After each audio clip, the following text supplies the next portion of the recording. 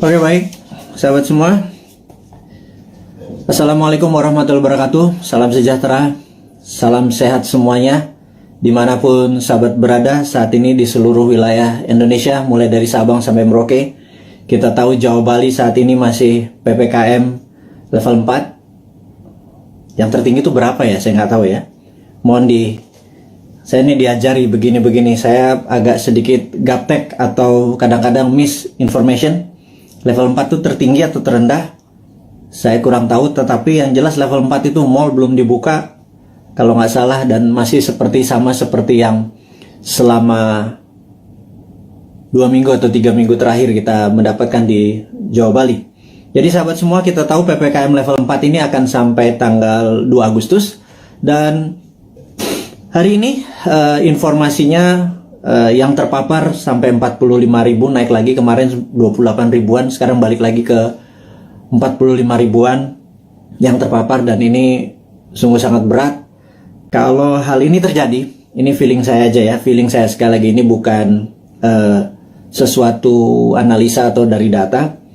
Feeling saya kalau sampai tanggal 2 Agustus tidak juga turun, masih 30.000 sampai 40.000 yang terpapar, maka tujuannya sahabat semua ya, kita belum berbicara yang lain dulu, kita biar memahami kondisi saat ini. Jadi niat pemerintah mengadakan PPKM yang saya sampai sekarang lupa artinya apa gitu, mohon maaf, ngapunten pisan, ngapunten.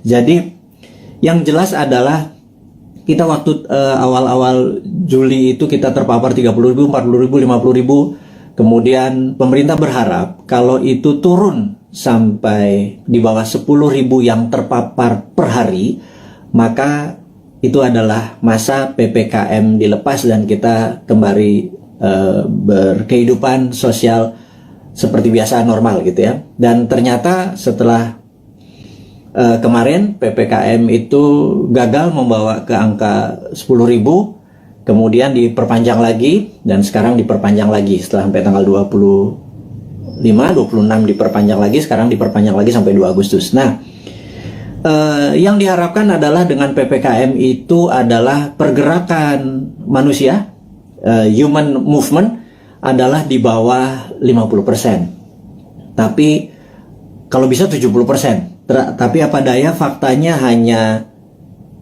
15%, alias yang 80-an persen masih bergerak seperti biasa.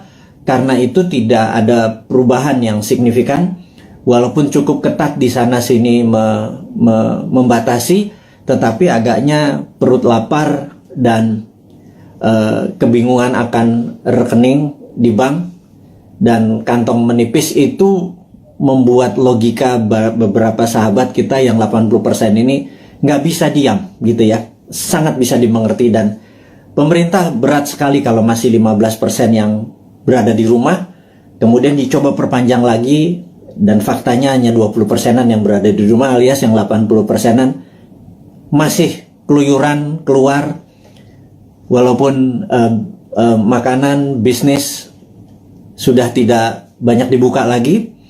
Dan masukan dari beberapa teman yang dulu pada saat di rumah dia pakai Gojek, pakai GoFood, pakai pesan-pesanan online, food online, ternyata rekening bulanannya meledak. Tidak bisa juga dia belanja tiap hari pakai food online, dan ini membuat mereka mengurangi belanja online. Dan yang terjadi adalah banyak pengusaha yang pivot dari manual pindah ke digital, juga tidak dapat penjualan yang baik. Akhirnya banyak orang sekarang masak makanan di rumah. Jadi pebisnis yang tadinya pivot sebentar ternyata tidak survive juga. Itu adalah fakta-fakta yang terjadi. Jadi saya rangkum bahwa yang diharapkan adalah 50% orang berada di rumah, faktanya hanya 15%. Sampai 2 kali perpanjangan PPKM tidak turun juga sampai di bawah 10.000, masih 40.000 yang terpapar per hari, 45.000 hari ini. Dan kalau begini terus sampai tanggal 2 Agustus, maka kemungkinan besar PPKM ini akan diperpanjang, baik itu di level 4 atau level 3. Cabenya mungkin pedesannya agak berkurang, tetapi kita harus melihat fakta. Sebentar lagi 17 Agustus gitu ya. Di sini masyarakat bergerak lagi. Jadi Kalau itu bergerak lagi, masyarakat bergerak lagi, itu tidak pernah turun-turun di bawah 10.000, dan berita buruknya PPKM akan berkepanjangan. Jadi saya pikir masalah pemaparan COVID dengan PPKM ini terbukti tidak efektif gitu ya. Nah, mungkin kalau di setiap rumah dikasih duit 5 juta per 2 minggu, yang di daerah terpapar PPKM per kepala keluarga, mungkin mereka semua akan memilih diam, karena kalau mereka keluar mereka didenda 5 juta gitu ya. Kalau di dalam rumah dikasih 5 juta. Jadi kalau keluar rumah di charge 5 juta. Mungkin orang Indonesia tuh memang mungkin jangan-jangan nggak bisa dipanis atau nggak bisa dihukum. Yang orang Indonesia tuh cocoknya adalah diberi hadiah atau diberi insentif. Jadi ya kepada kepala negara, pejabat saat ini, ya mbok pakai alternatif kedua, jangan dilarang. Kasih aja sudah duit, kasih vitamin gitu ya. Udah lepas aja, jangan-jangan ini pakai herd immunity, mungkin ya, karuan aja. Jadi ya vaksin diteruskan, vitamin dikasih setiap rumah, duit dikasih 5 juta sebulan gitu ya. Mungkin mereka akan manut sama pemerintah dan gagasan-gagasan ini tadi. Oke. Kemudian saya juga ingin mengabarkan bahwa kita mempromosikan yang namanya kibarkan bendera putih jika Anda atau sahabat semua punya masalah keuangan, masalah kesehatan, dan tugas sahabat semua adalah menurunkan bendera putih itu dengan menolong mereka. Jadi bendera putih itu adalah tanda bukan menyerah, bukan kalah. Itu adalah tanda Anda butuh pertolongan, gitu ya. Kita bingung kalau bendera kuning nanti di sebagian wilayah dibilang kematian, tapi di daerah Makassar putih malah dibilang kematian. Tapi ini bukan itu masalahnya. Kita hanya ingin memberi signal dari sesama untuk sesama bahwa kalau ada bendera putih naik, tanya dia, tolong dia gitu ya. Tetapi saat ini pemerintah dan partai yang mendukung pemerintah agak sensi gitu ya.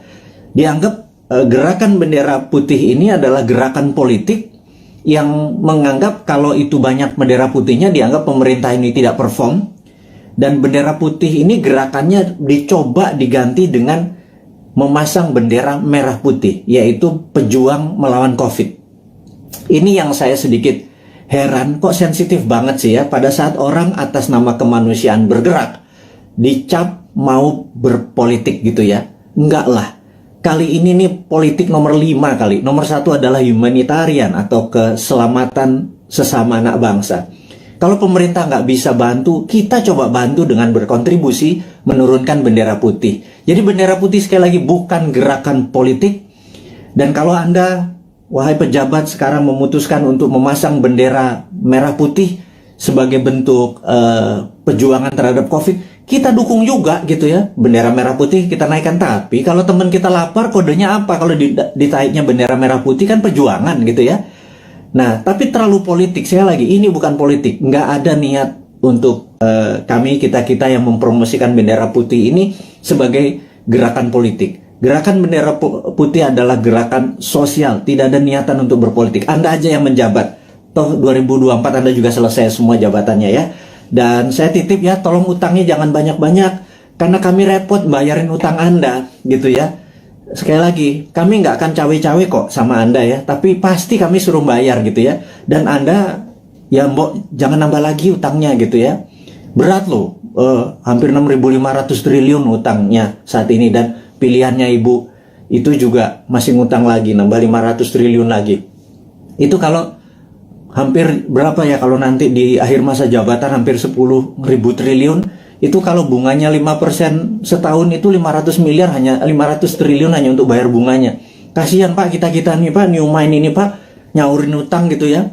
Anda dapat nama sama pestanya, kita yang nyuci piring Pak. Ya kasihan dikit lah, kasihan dikit buat anak-anak New Mind yang nanti berkuasa ini ya Pak ya. Jadi wahai pejabat, sekarang Anda boleh lakukan apapun, tolong jangan nambah utang gitu ya. Pusing kita nanti bayarnya, anak cucu kita bayarnya. Dan tapi tenang, kalau New Mind berkuasa, Anda nggak diganggu kok, nggak ada masalah legal, nggak masalah buzzer menyerang Anda. Enggak lah, Anda aja yang pakai buzzer itu untuk membunuh karakter orang-orang yang tidak setuju. Silahkan Anda aja, kita tidak akan balas. Itu bedanya, kita akan mikul dhuwur mendem jero. Kita mendem rasa kita kita akan kelarkan ini. Tidak ada dendam di antara kita. Bahkan Anda ngutang, monggo, tapi jangan banyak-banyak, karena kita akan nyaur. Tenang ya, saya nggak yakin Anda bisa nyaur atau membayar utang tersebut, tapi New Mind bisa. Jadi sekali lagi, pesan kepada pejabat, Anda masih punya 3 tahun. Bendera putih bukan gerakan politik, bendera merah putih Anda adalah gerakan politik. Anda mau berjuang melawan COVID, kita juga berjuang melawan COVID, kita mau membantu sama, itu adalah gerakan kita. Anda nggak dukung, nggak apa-apa. Anda mau menjalankan 3 tahun lagi, monggo, silahkan, kami nggak cawe-cawe. Tapi pesan satu aja, jangan nambah ngutang ya, gitu, karena repot kalau ngutang diperpanjang. Karena pasti kami yang nyaur, kami yang ini. Anda sekarang silahkan terus kedua, Anda boleh menggunakan buzzer, silahkan membunuh siapapun yang Anda mau oposisi, Anda mau eksekusi dengan buzzer Anda, silahkan. Tapi nanti jangan harap, kami nggak akan gabung dengan oposisi, kami juga nggak akan gabung dengan itu. Kami anggap semuanya old mind ya, mau oposisi mau incumbent, kami anggap semuanya old mind ya. Sekali lagi kami ulangi, New Mind itu menganggap oposisi saat ini dan incumbent itu adalah old mind. Kenapa kami bilang oposisi itu adalah old mind? Karena sampai sekarang oposisi itu tidak juga memberikan solusi kepada pemerintah.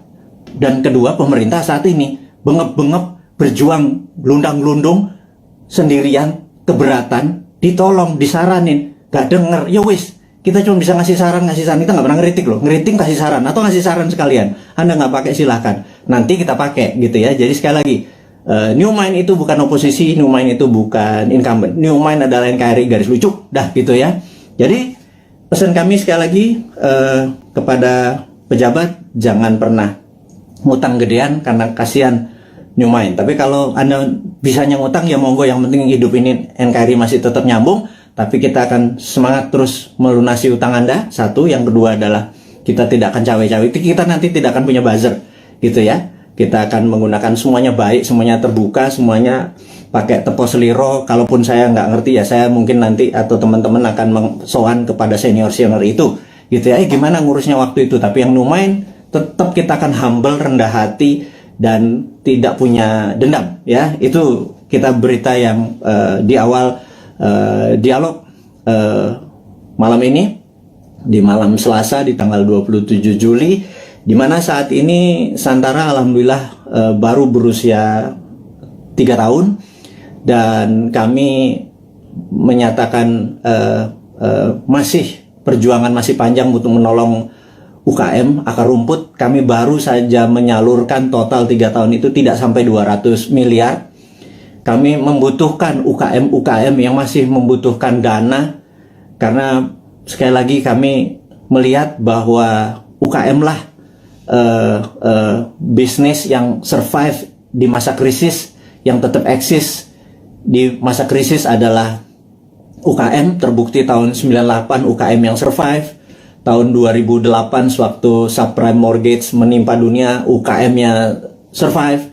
Dan tahun ini, tahun COVID, tahun pandemi, itu pun UKM yang bisa survive. Dan kita tahu UKM saat ini dianaktirikan oleh old mind, karena kita tidak bisa minjam kredit dibatasi, hanya daerah-daerah tertentu, harus punya jaminan dan lain sebagainya. Kalau sahabat punya masalah keuangan dan perlu pendanaan, Anda mau scale up, Anda mau meningkatkan penjualan, mau menambah cabang, apapun itu, yuk UKM datang. Kami, Anda mendaftar hari ini 10.000 UKM pun Santara bisa menelan dan membantu itu semua. Kami akan gulung komeng kerja keras seperti pemerintah saat ini membantu rakyatnya. Kita membantu sisi UKM-nya saja. Kami siap, dan kami tadi rapat semua di keluarga besar Santara untuk mulai hari ini, tanggal 27 Juli 2021, 3 tahun usia Santara.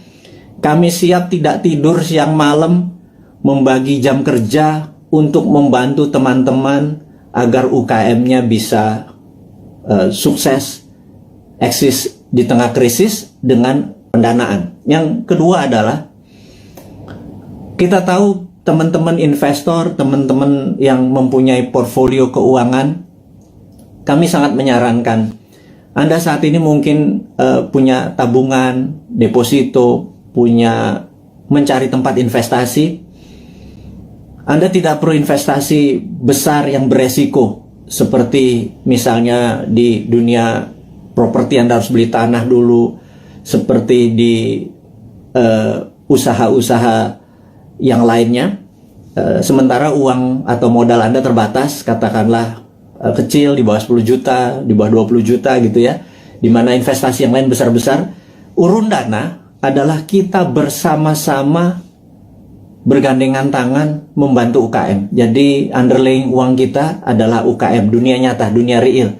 Jadi kalau Anda punya 10 juta, 2 juta, 1 juta, berapapun itu, kalau di deposito nggak ada artinya, ditaruh di ATM atau habis gitu ya, ditaruh di bini apalagi gitu. Nah, cobalah portfolio Anda, keuangan Anda mulai dibagi-bagi. Jadi misalnya letakkan sedikit di UKM Santara. Anda bisa pilih, sebentar lagi listing-listing di Santara itu akan bertaburan. Anda pilih sendiri. Di dalam investasi, Santara hanya penghulu. Santara tidak membuat menyarankan ini yang baik, ini yang buruk. Anda sebagai investor lah yang berhak memilih pasangan Anda. Kalau Anda adalah cowok investor, maka UKM adalah ceweknya gitu ya. Cari yang cantik, yang pinter, yang terus belajar gitu ya, untuk jadi pasangan investasi Anda. Jadi saya sangat sarankan kalau Anda berminat menjadi investor di Santara, hubungi nanti di IG-nya Santara, ada nomor investor. Kalau Anda mau invest, Anda nggak usah pikir, wah saya nggak punya duit 100 juta, kita nggak butuh. Sahabat, kita yang butuh adalah uang-uang yang nganggur, yang receh, ketimbang ditaruh di tabungan Anda di celengan babi itu, juga celeng gitu ya. Anda pindahkan aja 1.500.000 uang Anda itu, pindahkan ke UKM. Jadi ada dua hal. Satu, Anda bisa dapat dividennya. Dua, Anda menolong ekonomi saudara kita sendiri, para UKM. Jadi itulah filosofi Santara dan niat Santara untuk membantu. Dan Santara saat ini kami ingin melaporkan juga bahwa dalam 2-3 tahun ke depan, dan mulai dari ulang tahun yang ketiga ini, kita akan membuat Santara Internasional. Jadi Santara Viet di Vietnam, Santara Thai di Thailand, dan Santara Filipina. Itu 3 negara akan kita buat duluan. Jadi kita ingin Santara ini go internasional. Itu kita udah siapkan, kita udah ada mitranya. Jadi bukan hanya Gojek bisa di Vietnam, Santara pun bisa. Karena Santara punya keunikan, ini adalah equity crowdfunding pertama di Indonesia dan terbesar. Dan kita bercita-cita ingin menjadi yang terbesar di ASEAN atau di regional. Dan ini hanya membuktikan bahwa Indonesia bukan jago kandang. Indonesia di bawah New Mind itu ekspor kita. Buktinya Santara, karena di Vietnam, di Thailand, dan di Filipina tidak ada. Jadi kita go global, company kita dari sana ya dong untuk dong ya. Jadi Vietnam untuk Vietnam, Thailand untuk Thailand. Dia hanya pakai softwarenya kita. Dan mereka sangat antusias sekali. Nah, bayangkan kalau nanti ada 10.000 perusahaan Vietnam listing di Vietnam, tapi di Indonesia cuma 1.000. Yang ada masalah adalah orang Indonesianya. Orang Indonesia kakek mikir kali ya. Banyakan mikir, banyakan analisa, kepinteran kali ya, jangan-jangan. Karena itulah saya pikir ke depan, mbok kurangi mikir gitu ya. Berprasangka baik, banyak baca, terus banyak berdiskusi yang sehat. Jangan ngikuti buzzer nggak buat kita pinter gitu ya. Buzzer membuat kita hanya jadi kuda-kuda terus, curiga terus gitu. Jadi sahabat semua, kita lanjut lagi. Santara Go Internasional ini dikawal oleh seorang profesional yang khusus untuk melaksanakan di bidang internasional ini. Dan kami serius sekali untuk membuat Santara menjadi perusahaan regional gitu ya. Kemudian ada lagi yang menarik. Santara adalah satu-satunya yang maaf agak meler ini. Jadi Santara satu-satunya saat ini yang siap dengan secondary. Secondary itu begini. Kalau Anda invest, Anda ingin exit, itu exitnya bisa di secondary. Jadi investasi itu ada dua. Satu dari dividen. di mana Anda dapat benefitnya, dividen. Dua adalah kenaikan dari nilai saham tersebut. Dan kenaikan nilai saham tersebut bisa Anda lepas di mana? Di secondary market. Jadi kalau Anda misalnya saat ini di IDX atau di Bursa Efek Indonesia, Anda membeli saham katakanlah BCA gitu ya, harganya lupa saya sekarang berapa, 30.000 atau 29.000 kali. Begitu Anda membeli, suatu hari harganya menjadi 30.000 atau 31.000, ada untung 1.000-2.000 perak.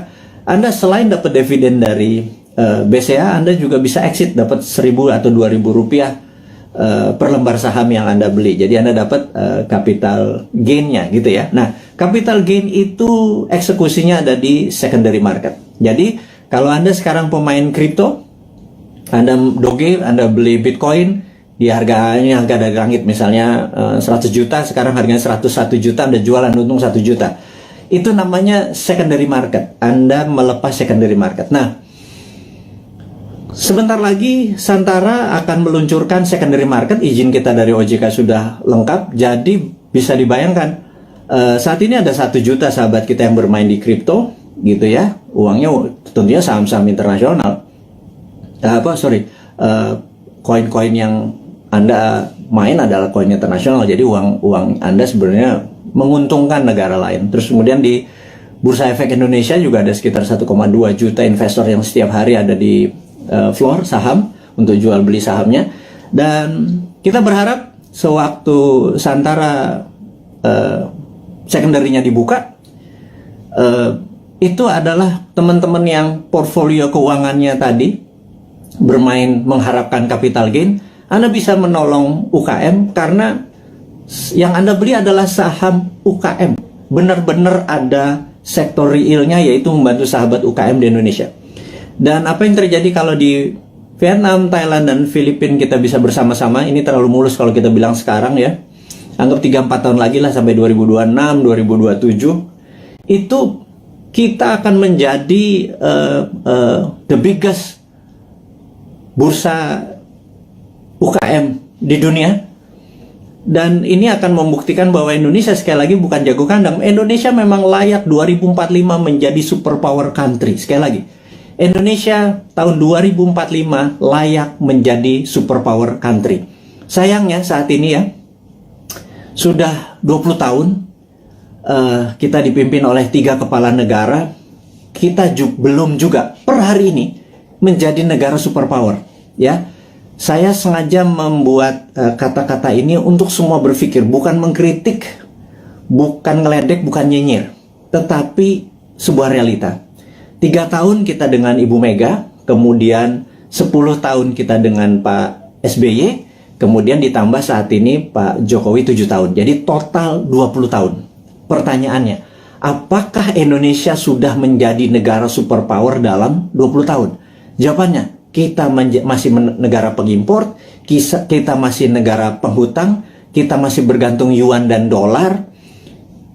Apakah itu dikatakan negara superpower? Gitu ya. Defisit neraca perdagangan kita sama Tiongkok membesar gitu ya.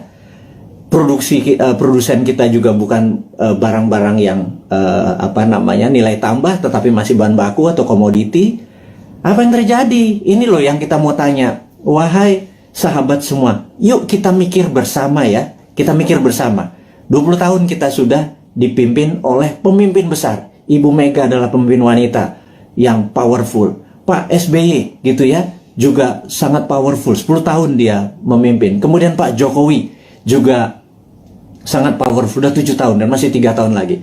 Total 20 tahun saat ini. Pertanyaannya kita, apakah sudah jadi negara superpower? GDP per kapita waktu Bu Mega itu adalah 1.700. Kemudian sama Pak SBY dibikin sekitar 3.700. Kemudian saat ini Pak Jokowi naik 15% lah. 7 tahun naik 15%. Jadi sekitar 4.000-an gitu ya.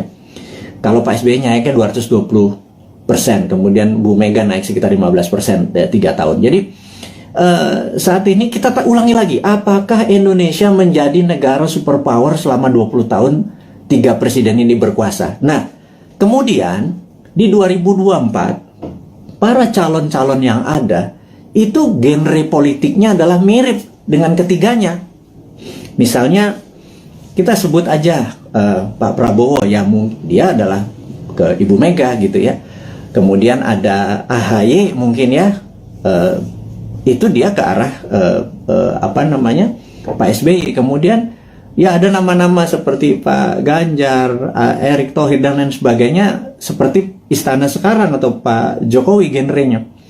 Apakah dengan mereka menjadi presiden 2024 sekarang yang ada di etalase politik sekarang ini, apakah selama 20 tahun ke depan akan membuat Indonesia menjadi negara superpower? Tanya deh, gitu ya. Anda kan ngefans tuh ya sama Pak Ridwan Kamil, ngefans sama Pak Ganjar. Nggak salah ngefans sama mereka. Saya juga ngefans loh, teman saya semua gitu ya. Tanya, 5 tahun dengan mereka, 10 tahun dengan mereka itu akankah membuat Indonesia menjadi negara superpower gitu ya? Nah, pertanyaan berikutnya. Emang ada negara dalam 20 tahun menjadi negara superpower gitu ya? Itu kan, ini Sontoloyo ngomong doang lu si Bosman ini, emang ada negara dalam 20 tahun menjadi negara superpower? Oke. Saya ini saya pembaca buku cukup gila gitu ya, dan dari video IG live terakhir dan hingga saat ini saya lagi membaca buku Deng Xiaoping the Transformation of China dari Ezra Vogel. Bukunya 700 halaman, saya baru baca 500 halaman. Very powerful sekali Deng Xiaoping ini. Dan ini yang saya mau ceritakan, apakah dalam 20 tahun emang ada negara menjadi superpower? Oke, jawabannya adalah begini. Sahabat semua, di tahun 1918 Perang Dunia Pertama berakhir. Dan disitulah Jerman kalah perang. Jerman harus menanggung hutang atau biaya Perang Dunia Pertama yang rusak tadi ke negara pemenang perang. Jadi sudah Jermannya miskin, Jermannya harus membayar kerusakan yang dia buat. Jadi Jerman kalahnya 2. Udah rata tanah di Jermannya, Jerman harus bayar utang. 1918. Kemudian 1933 Jerman menyerang Polandia. 36, 39 masuklah Perang Dunia Kedua gitu ya, sampai tahun 45. Udah, kita sederhanakan aja. Dari 1918 sampai 1938 itu 20 tahun. Jerman menjadi negara superpower. Betul nggak? Dia bisa mengalahkan Eropa kok dalam 20 tahun dari negara miskin, dari nol. Pertanyaannya, apakah waktu Jerman selama 20 tahun itu untuk menjadi negara superpower, Jerman ngutang IMF? Jerman minjem yuan? Jerman pakai teknologinya Tiongkok? Mikir nggak tuh? Ada nggak sih yang mikir? Apakah Jerman dagang? Jual 10 modal 5. Untung 5 ditabung untuk membangun Jerman yang modern, membuat alat perang yang kencangnya bukan main, membuat kekuatan militer dan bangunan terbesar di Jerman hanya dalam 20 tahun. Saya ulangi lagi, pakai IMF, pakai ngutang, pakai yuan, enggak kan? Oke, mulai nemen ini Bosman ini kalimatnya, nyindir tapi ya biar logik lah. Pengagum-pengagum pejabat sekarang tuh biar mikir gitu lah. Bukan saya ngenyek gitu ya, saya cuma ngingetin. Karena nggak ada yang tahu tuh, nggak ada yang ngomong juga gitu ya. Apa karena terlalu sibuk saat ini banyak cuan yang mereka harus bagi-bagi sehingga lupa belajar gitu ya. Ya wis, Bosman aja yang baca, Bosman yang belajar, saya kasih ke teman-teman semua gitu ya. Berikutnya adalah Jepang. 1945 Jepang rata tanah. Jepang rata tanah. Hiroshima Nagasaki itu rata tanah. Pusat perdagangan dia udah nggak produksi lagi. Kemudian 1964, 19 tahun, ada yang namanya Olimpiade Tokyo. Seperti sekarang ini, ada Olimpiade Tokyo. Anda harus nonton. Waduh, itu atletnya model semua itu. Ada Alika Smith, ada Robin dari Kanada, ada yang Jerman. Udahlah, Anda nonton dah. Jangan kebanyakan nonton acara sinetron di Indonesia, itu nggak ada pelajaran apa-apa itu. Sekarang udah sehat, kita semangat nonton Olimpiade yang saat ini ada di Tokyo gitu ya. Oke, balik lagi ke selama 19 tahun, kemudian Jepang membangun di tahun 1964 Jepang mengadakan Olimpiade Tokyo, dan itu adalah Olimpiade modern pertama di dunia. Atlet-atlet yang datang ke sana terkagum-kagum, kok bisa Jepang menjadi negara yang sangat maju gitu ya dalam tahun 64 itu. Dan kemudian tahun 80-an alias 20 tahun setelah itu, kita bicara tahun 80-an, ada Sony, ada Toyota itu menguasai dunia seperti China sekarang. Jadi ternyata bisa tuh menjadi negara superpower dalam 20 tahun gitu ya. Nah, kemudian tahun 79 Tiongkok jangan tanya, Tiongkok rata tanah. Mao Zedong itu merusak semuanya, membakar orang-orang pinter, buku dibakar. Sampai orang yang Mao Zedong tidak sukai berkuasa atau mendapat kesempatan memimpin yang namanya Deng Xiaoping. Deng Xiaoping ini dalam pidatonya sering mengucapkan kata-kata demokrasi, sangat menarik. Demokrasi ini bukan berarti hanya pemilihan langsung, tapi demokrasi ini adalah semua orang yang berprestasi itu boleh mendapat jabatan yang tertinggi. Jadi orang berprestasi bukan karena dia membantu pemenangan terus dijadikan komisaris, bukan ya, bukan seperti itu ya. Jadi benar-benar berdasarkan merit atau prestasi, namanya meritokrasi. Nah, demokrasi ini adalah membebaskan semua orang yang berprestasi untuk menduduki jabatan penting. Nah, Deng Xiaoping memepet Ronald Reagan di tahun 80-an dan Amerika banyak membantu Deng Xiaoping yang mengatakan dia akan mengikuti apa yang negara demokrasi mau. Ini yang saya bilang dia main tiga kaki. Kemudian dia harus memilih, dia berpihak ke Rusia, Soviet, atau ke Amerika. Dia main dua kaki. Ke Soviet sesama komunis, ke Amerika pura-pura ikut demokrasi. Di tahun 1989, Deng Xiaoping menghadapi sebuah dilema yang besar di mana demokrasinya meminta banyak korban, dan disitulah ada dua pilihan: soft power ikut demokrasi atau hard power China mulai berdiri sendiri. Akhirnya Deng memilih pilihan kedua. Disikat 10.000 mahasiswa di Tiananmen Square, dan disitulah muncul Tiananmen Papers. Jadi efeknya adalah seluruh investor keluar dari Tiongkok pada saat itu. China alone, China sendirian. Di tahun 89, para petinggi PKC, Partai Komunis Cina, memutuskan fuck IMF. Nah, kalimat gue ngomong gini nggak apa-apa ya. Kemudian dia mengatakan waktu ada Tiananmen, Gorbachev itu ada di Tiongkok. Deng Xiaoping di bukunya bilang Gorbachev goblok katanya gitu. Nah, akhirnya benar, perestroika dan glasnost-nya Gorbachev merubuhkan Uni Soviet gitu ya. Sementara Deng Xiaoping dengan protokol Tiananmen-nya membuat China 89 ya, sendirian, semua ditinggalin sama perusahaan-perusahaan asing. Dia mulai memprinting renminbi dengan yuan dan lain sebagainya, itu udah saya lama ceritakan. Puncaknya adalah tahun 2008 pada saat Olimpiade Beijing. Jadi tahun 1989 sampai 2008 adalah 19 tahun. Oke, kita buletin aja. 20 tahun. China menjadi negara superpower. Sekali lagi, sejak saat itu sampai sekarang 20 tahun kemudian 2013, China punya policy mulai ofensif, mulai menyerang, mulai keluar untuk membuktikan kedikjayaannya dia. Selama 3.000 tahun, Tiongkok adalah negara trader terbesar di dunia.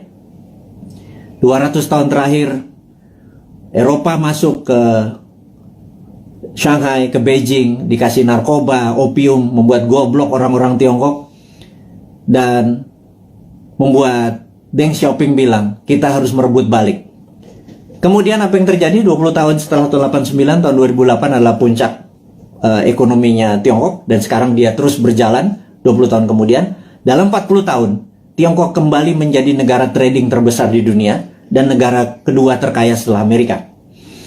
Sekali lagi, sahabat semua, ini membuktikan bahwa dalam 20 tahun harusnya Indonesia bisa menjadi negara superpower. Setidaknya road to become superpower country. Nah, 3 tahun Bu Mega, 10 tahun Pak SBY, dan 7 tahun Pak Jokowi, dia sudah do the right thing. Sekali lagi, sudah do the right thing. Ke depan, 20 tahun ke depan, sampai 2045, Indonesia untuk menjadi negara superpower, apakah genre old mind Anda masih mau pakai? Kalau Anda pakai ya silakan, karena ini kan demokrasi, gitu ya. Tetapi kalau Anda mau memakai new mind, ini persis seperti apa yang Tiongkok lakukan, seperti Jerman lakukan, seperti Jepang lakukan. New mind punya konsepnya. Monggo, yang menjadi presiden yang Anda sekarang ada di etalase, monggo. Tetapi kalau mau pakai konsepnya new mind, kita sudah lengkap. Inilah sahabat semua, sahabat-sahabat Bosman kaum Sontoloyo dari Republik Sontoloyo ini. Saya minta Anda semua sekarang mempromosikan ini semua. Bukan karena Bosman mau jadi presiden. Enggak, lupakan. Enggak penting. Yang penting kita cuma sejahtera. Untuk sejahtera itu harus punya konsep menjadi negara besar di tahun 2045. Gitu ya. Nah, untuk itu sekali lagi sangat rinci. Gimana caranya? Yaitu contohnya adalah kita tahu UKM saat ini 97% angkatan kerja itu adanya di UKM. Saya ulangi lagi. 97% angkatan kerja itu ada di UKM. Gara-gara pandemi, 9,7 juta sahabat kita menganggur. Karena Pak, UKM yang terpukul. Berikutnya, UKM saat ini belum menjadikan karpet merah difasilitasi oleh pejabat negara.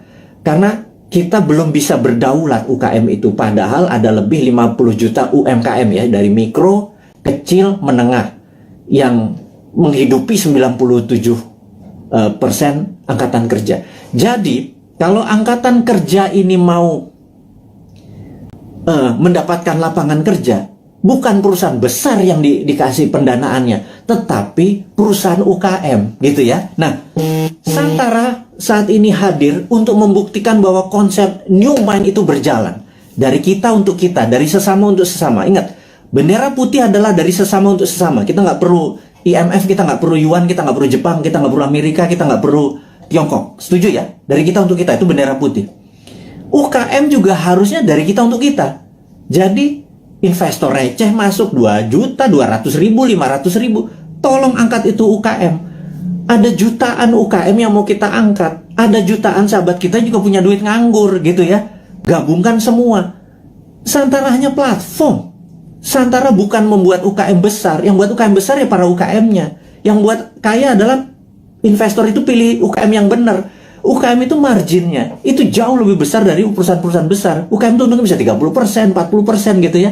Dan inilah yang saya harapkan teman-teman portfolio keuangan Anda. Sekali lagi, bagilah kalau Anda punya 10 juta, 9 juta Anda taruh dimanapun boleh. 10%-nya taruh deh di UKM. Anda membantu UKM, 10% membantu UKM. Kalau saat ini uang beredar adalah 6.000 triliun, 10%-nya masuk ke UKM atau 60 triliun. 60 triliun itu untuk menghidupi UKM itu adalah dari kita untuk kita. Itu kita negaranya berdikari, nggak kita jadi ekspor, kita nggak ngutang gitu loh.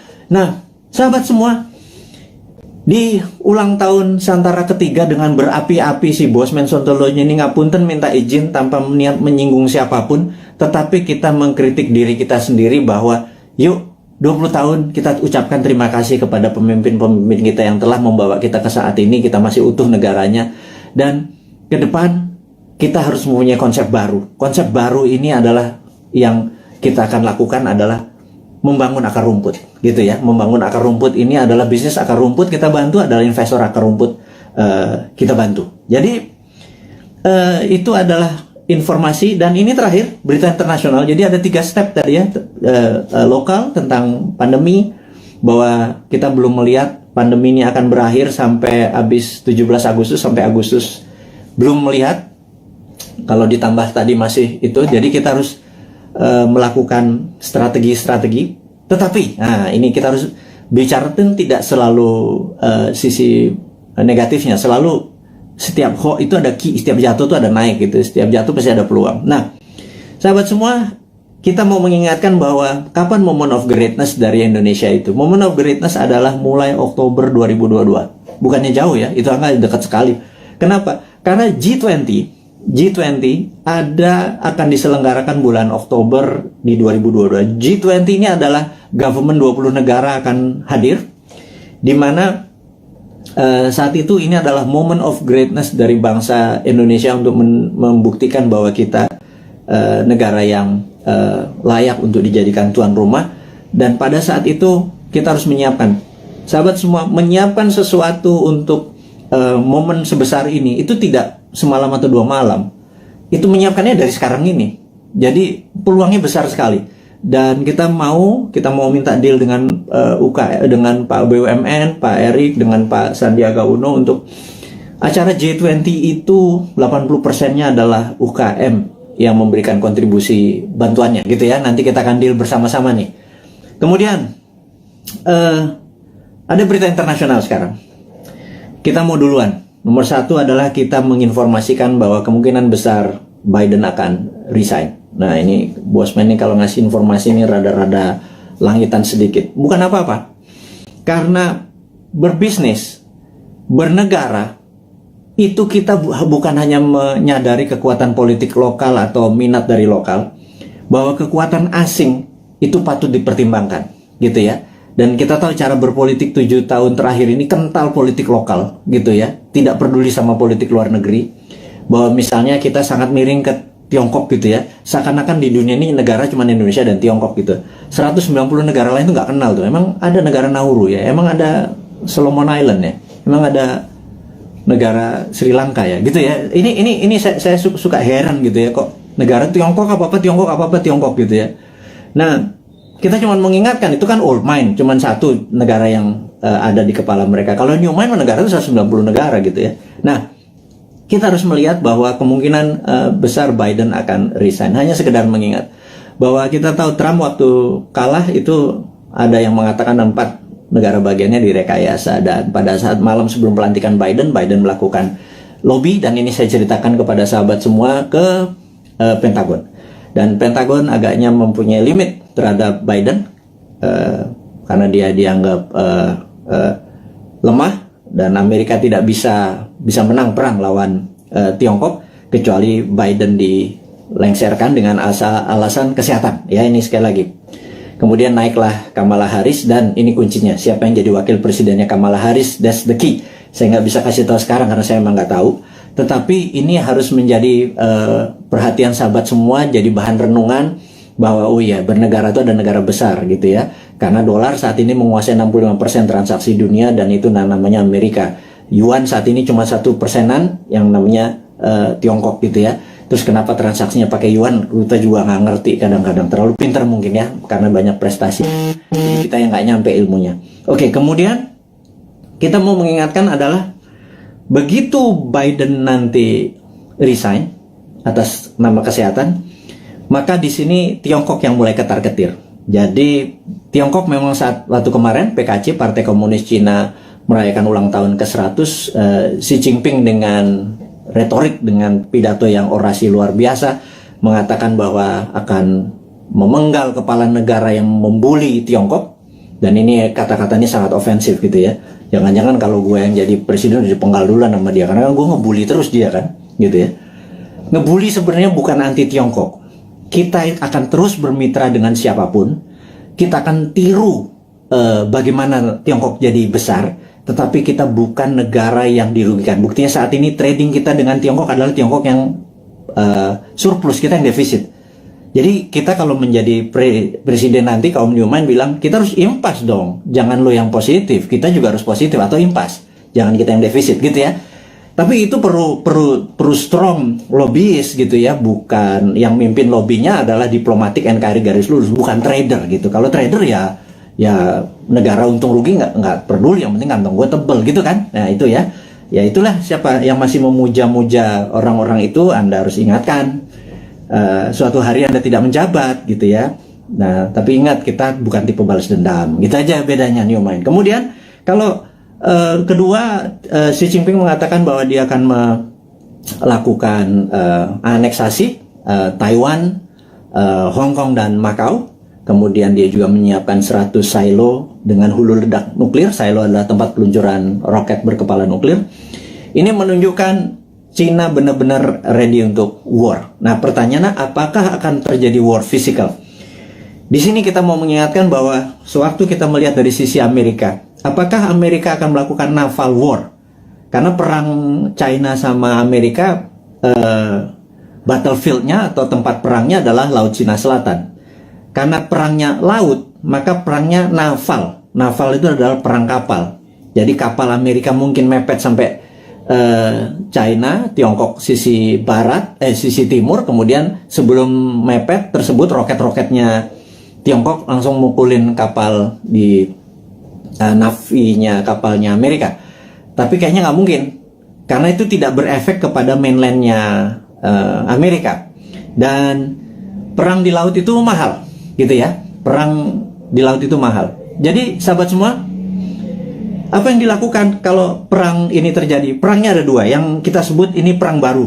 Perang baru, saya baru baca bukunya soalnya. Saya ini kaget-kaget dengan istilah baru. Saya nggak yakin para pejabat sekarang sempat baca. Jadi ya udah kita ajarin aja mereka dengan ini, namanya invisible war atau perang yang tidak terlihat. Perang tidak terlihat ini ada dua. Nomor satu, kita tahu bahwa Amerika punya angkatan ke-6 yang namanya Space Army, ya. Angkatan ke-6 Space Army Amerika ini yang perangnya nanti perang bintang atau Space War, karena dia punya orbit tertinggi. Jadi orbit posisi satelit, posisi orbit satelit Amerika itu di orbit tertinggi, karena posisi dia di atas dari 1000 satelit Cina. Kita tahu di dunia ini ada sekitar 20.000 satelit. 60% adalah milik Amerika. Cina cuma 1000. Itu ditembakin semua satelitnya dari pakai laser magnetic beam yang Amerika saat ini punya. Itu pasti China shutdown itu, gitu ya. Kemudian kita mau mengingatkan lagi, invisible war kedua adalah pandemi, gitu ya. Jadi dihajar dengan pandemi di sisi bawah, di atas, di yang tidak kelihatan juga di sisi battle space, perang udara. Nah, teman-teman, apapun yang terjadi perang antara gajah, dua gajah itu jangan pelanduk mati di tengahnya, jangan Indonesia mati di tengahnya. Karena itu kita selalu menantang old mind ini, punya plan B nggak, gitu ya. Sekali lagi, punya plan B nggak kalau benar-benar ini terjadi? Karena kapanpun bisa terjadi. Anggap tidak terjadi, tapi kan plan B tetap harus punya, gitu ya. Gitu.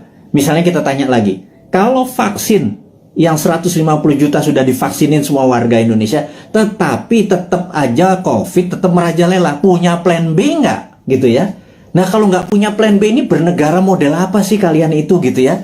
Nggak ngerti geopolitik luar negeri, nggak ngerti pandemi, bahwa itu adalah war tool, strateginya adalah gagap, gitu ya. Kita sekali lagi, ini bukan mengkritik, ini mengingatkan bahwa kesadaran bernegara dari kaum New Mind itu tinggi. Kita ini patriotis semua nih, kaum New Mind ini. Kita nggak pernah menyalahkan tanpa solusi, gitu. Kita ngeritik barusan aja, nyinyir sedikit, tetap ngasih solusi, gitu ya.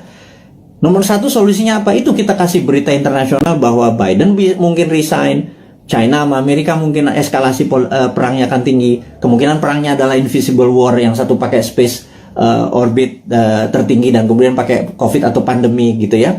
Kemudian perang ini dengan COVID ini akan panjang, gitu. Pertanyaan berikutnya adalah, setelah pandemi ini masih ada perang nggak? Karena saat ini masuk perang dunia ketiga sesungguhnya. Perang dunia ketiga itu ada common enemy, ada musuh bersama. Kalau dulu Jerman di perang dunia pertama, cuma ada Jerman dan Jepang di perang dunia kedua. Common enemy kita atau musuh bersama kita saat ini adalah pandemi. Seluruh dunia kena pandemi. Jadi kita ini harusnya udah masuk kategori war dan invisible war tentunya. Musuh kita tak terlihat. Ini kita harus gandengan tangan sesama apa namanya human atau Homo sapien ini, sesama makhluk yang namanya manusia ini, gitu ya. Jangan lagi bilang membeda-bedakan agama, ras, suku, dan lain sebagainya negara. Jadi untuk perang lawan pandemi ini kita benar-benar satu saudara semuanya. Nah, yang harus diingatkan lagi adalah setelah pandemi ini kemungkinan besar, dan kita udah ngomong tahun lalu, kemungkinan besar ada yang namanya climate war atau perang cuaca. HAARP atau HARP saat ini sudah mulai saling tembak. Dan dulu selama 10 tahun biasanya di Alaska antara Rusia sama Amerika. Nah, HARP ini, Amerika pernah nembakin HARP ini membuat kelangkaan gandum, sehingga gandum di Timur Tengah kurang karena tidak bisa disuplai oleh Rusia. Rusia dikerjain, waktu itu kering kepanjangan. Kelaparannya di Timur Tengah membuat peristiwa Mesir terjadi, gitu ya. Ini semua ada relasinya dan sudah berhasil merubah. Jadi climate war ini akan membuat kelangkaan pangan. Nah, itu dunia ya, bukan Indonesia saja. Indonesia ini punya kelebihan, yaitu punya 2 musim. Musim hujan, lupa gua. Musim durian juga masuk harusnya ya. Musim kawin segala macam, lupa gua. Jadi bukan musim hujan dengan musim kemarau saja. Indonesia ini 90% wilayah yang mengandung air, H2O maksudnya. Kemudian alamnya ada vulkanik, tektonik, dengan setiap saat Allah memberikan, alam memberikan pupuknya. Kemudian kita juga memiliki laut yang menghasilkan ikan. Kita ini komplit sehingga Indonesia bisa menjadi, seharusnya kalau di bawah New Mind nanti, Indonesia menjadi the biggest food country. Kita akan banyak membangun food estate. Itu adalah solusi. Dimana pada saat selesai pandemic war, perang ini, kita akan menghadapi perang cuaca atau climate war, dan kita harusnya menjadi rule the world dengan cara itu. Jadi 2045 Indonesia benar-benar menjadi negara superpower gitu ya.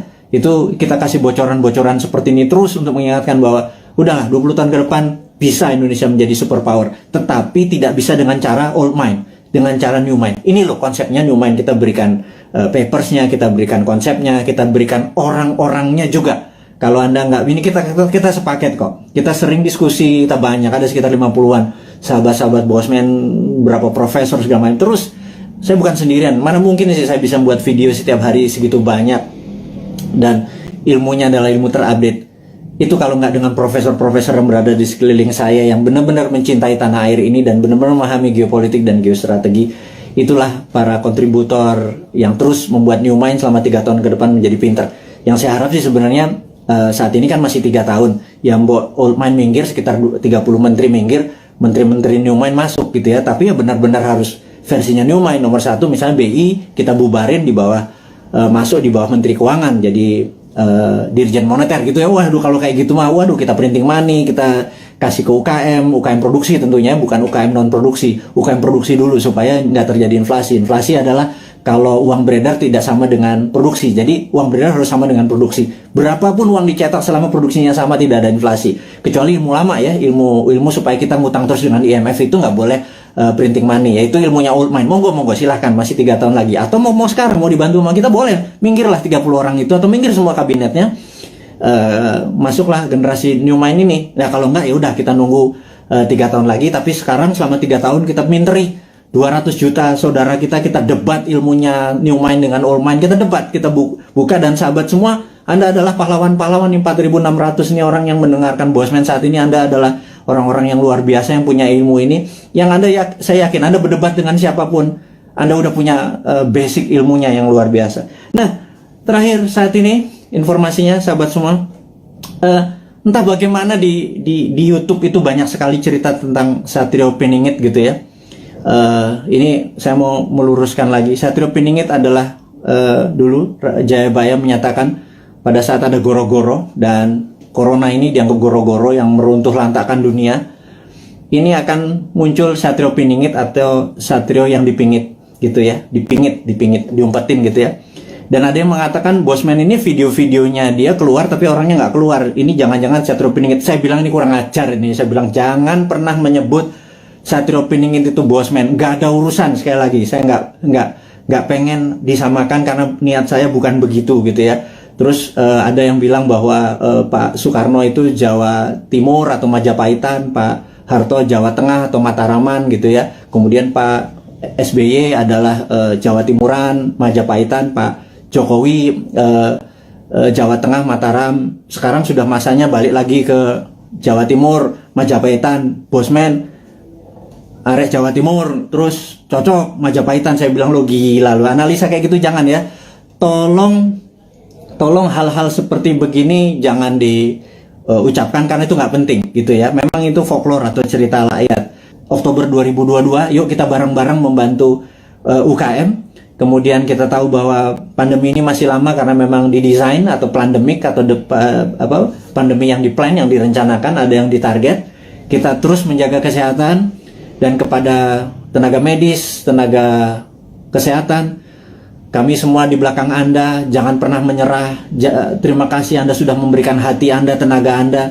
Saya dan kami cuma bisa mendoakan bahwa terbaik buat Anda, keselamatan buat keluarga Anda, terus menjaga kesehatan. Dan kepada sahabat semua di Indonesia dan dimanapun Anda berada, kaum NKRI Garis Lucu ini, teruslah mendoakan kita supaya menjadi yang terbaik, saling membantu sesama.